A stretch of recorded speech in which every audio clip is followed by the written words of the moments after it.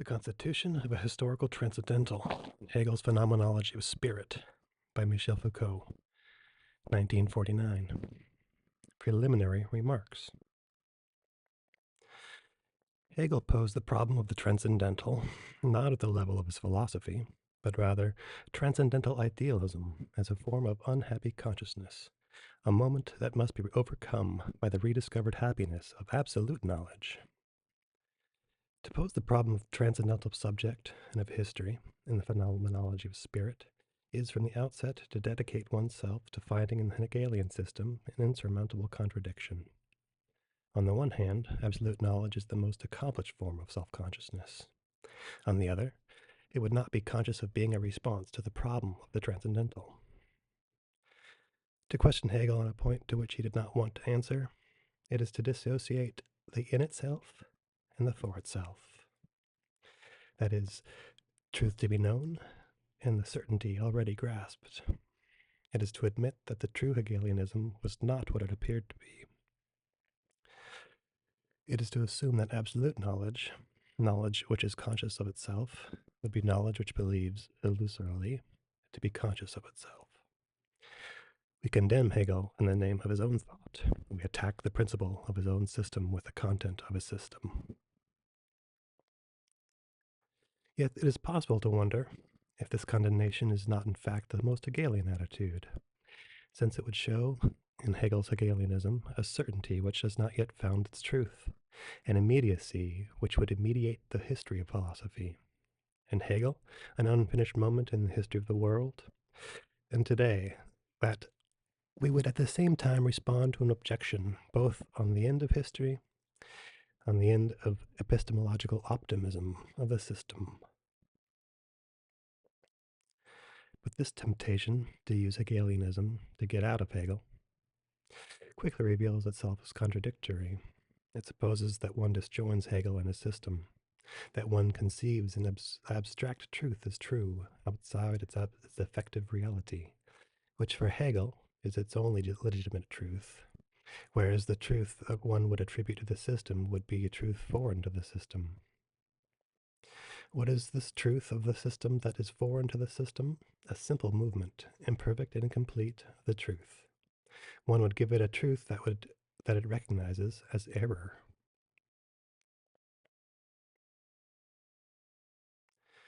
Since it is illegitimate to think Hegelianism without Hegel, we must therefore resolve to ask Hegel only the question that he asked himself, or to define the conditions that allow us to ask a system these kinds of questions without contradiction. These conditions constitute the principles of a general problematic that allows to move from a question historically defined by an author to a philosophical problem that concerns all systems. For this problematic, it cannot be a question of showing the passage from a historical moment of thought to its timeless expression in an absolute spirit. That would be to engage in a system when the problematic has the destiny of being a systemization, not a stemic one, of systems. Instead of showing the passage from a historical to a super-historical, it will be necessary to show the passage from one mode of historicity to another mode of historicity. How, for example, the philosophy of the transcendental and Kant becomes, in history, a category of thought. How, in other words, we go from the constitutive historicity of the transcendental to a constituent historicity in later philosophy.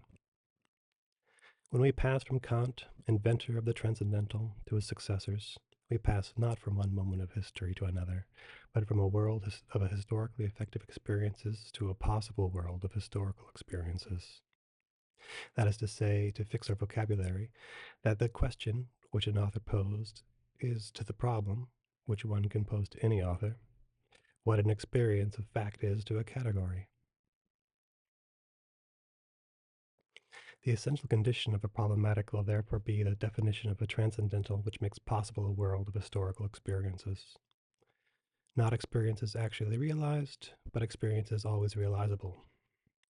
It is only the constitution of a historical transcendental that can allow an author to be asked a question to which they themselves have not explicitly answered, since they determine the historical categories to which all thought is subject.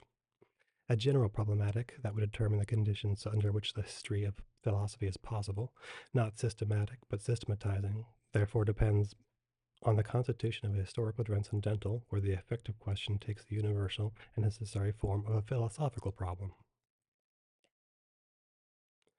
It is therefore impossible to pose the problem of the transcendental in the phenomenology of spirit without defining a priori a problematic that makes a question independent of the author to whom it is posed. But conversely, this problematic is only possible through the possibility of a historical transcendental. In other words, the possibility of the problem rests on its solution, and that it is only legitimate to pose the question of the historical transcendental to Hegel if Hegelian phenomenology has constituted this transcendental. The circle of the problem and its problematic appears closed without any discrimination intervening, making possible the anteriority of one moment in relation to the another.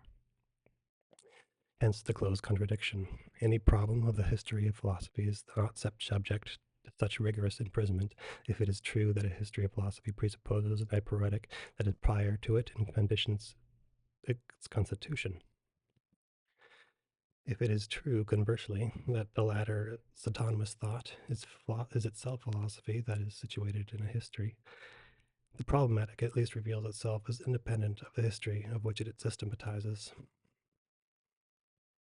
If thought is autonomous, then its fate is not linked to the fate of this history, so much so that it is often only implicit on the margins of the problem that allows to be posed.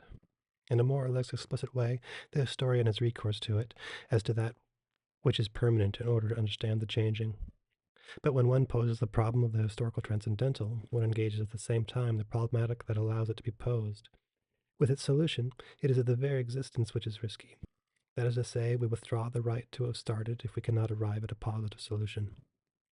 To the extent that no independence separates the problem from its conditions of possibility, the circle is perfect. This circle can make any historical examination of the question futile, since to begin this examination is already, in a certain way, to prejudge its solution.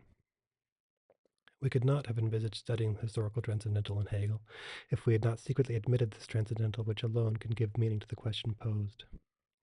It is perhaps certain that we can prove to others movement while walking, but for oneself, to start walking is to already know that movement is possible. Thought is quickly brought back to the pure moment where, before the movement, there is no reason for the movement to occur. Yet there is no need for movement to generate the movement of thought. It cannot be understood either by a starting position or an arrival position. Rather, it arises from the very opposition of movement and immobility, from the fact that there is no reason for movement to start, from the fact that we opt for immobility, which is the first of all movements. It was the destiny of the Eleatics to have a history.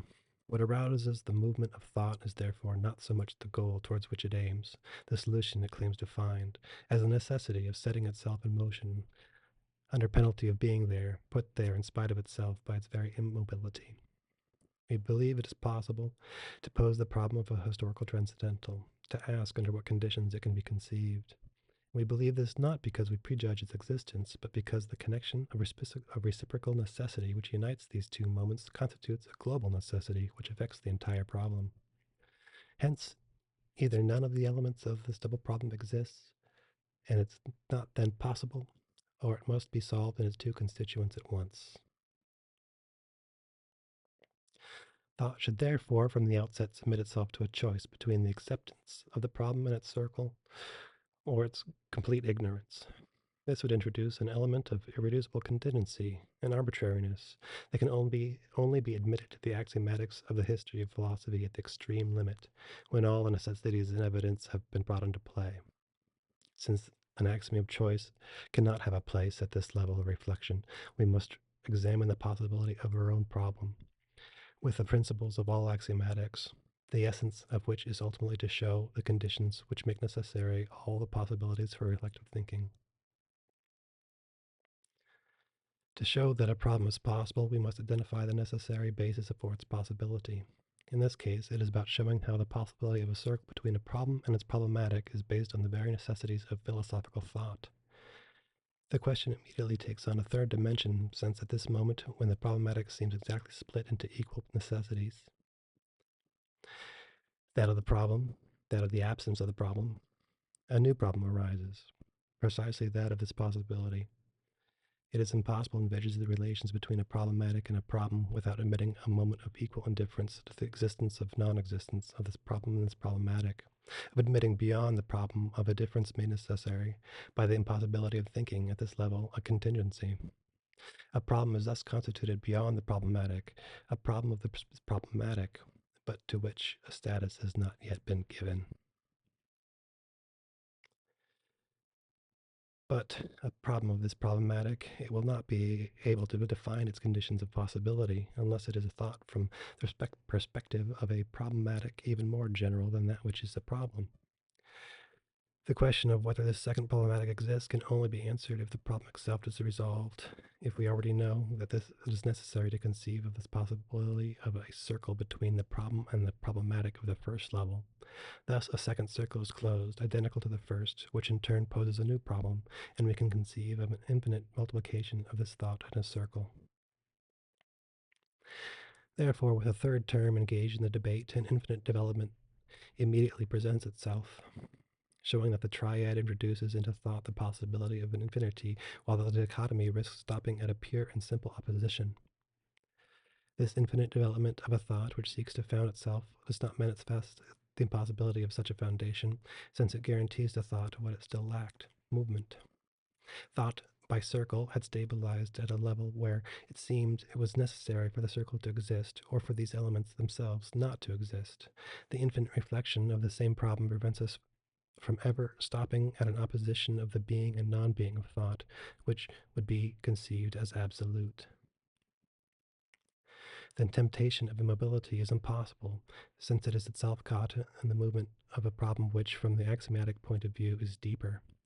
So that by doubling the diagonal from which we started, the infinite regression, it does not multiply the same problem without result. Rather, it prevents it from becoming fixed in a pure and simple opposition. That is, this problem and the problematic, instead of being separated by a sterile dissociation, shows that any opposition between them arouses the same opposition at a higher level, and that only their unity can avoid an endless axiomatic regression. Conversely, it is the diallel which prevents this regression from becoming, for thought, both a risk without recourse.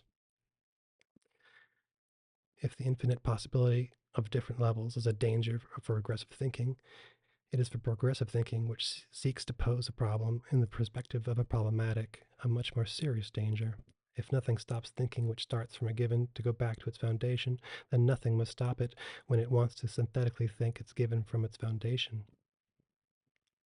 Now, the diallel prevents this progression, which would be lost to infinity, because by proving one by the other and the other by one, it immediately places itself at the very level of that which it is the proof.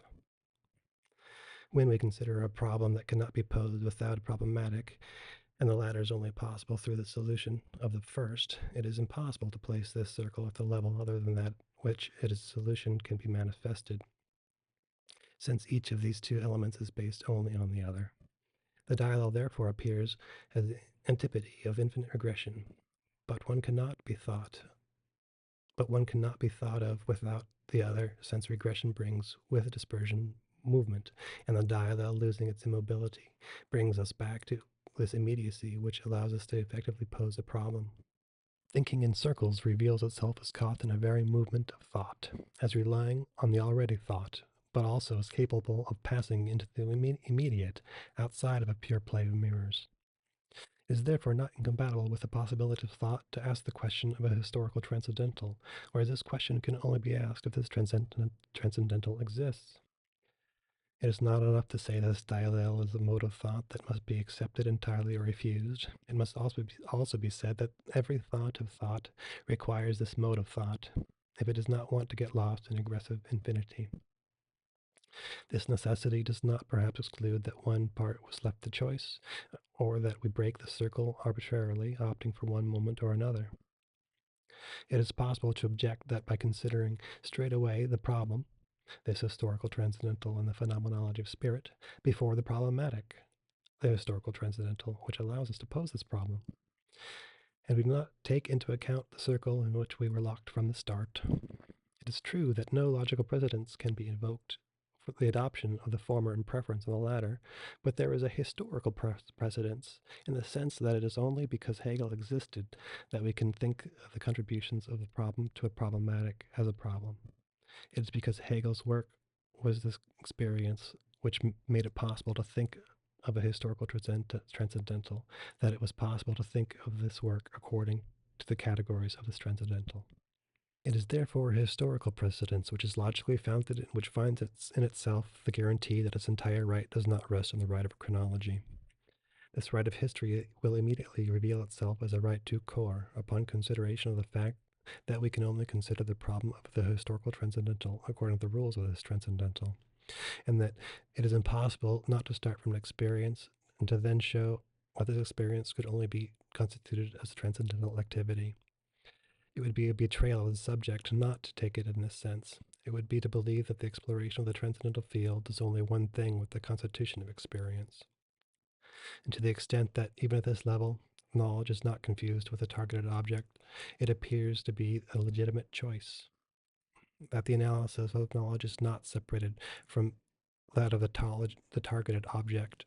It is necessary to opt for the moment of dialectic which respects the order of all transcendental exploration since the time of Kant. And since, despite this option for the historical moment, our examination will be undertaken ultimately in a circle, it will find itself enriched with a content that it had not originally sought. It will attempt to show how Hegel's thought made possible the transformation of a historically posed question into a philosophical problem. It will be shown with regard to the same conception how this question of Hegel can be considered as a philosophical problem, so much so that the option for one of the two moments will man itself as the adoption of both, one as an explicit historical problem, the other as an implicit general problem. It is useless to say that this new content would only be in itself, not yet reached self-consciousness, not yet thought philosophically, since our historical examination aims precisely to show how a question yields to self-consciousness as a problem, and only the failure of this examination could explain why. It is not for itself the posing of a general philosophical problem, but its success, on the contrary, is one with the awareness of being a general problem.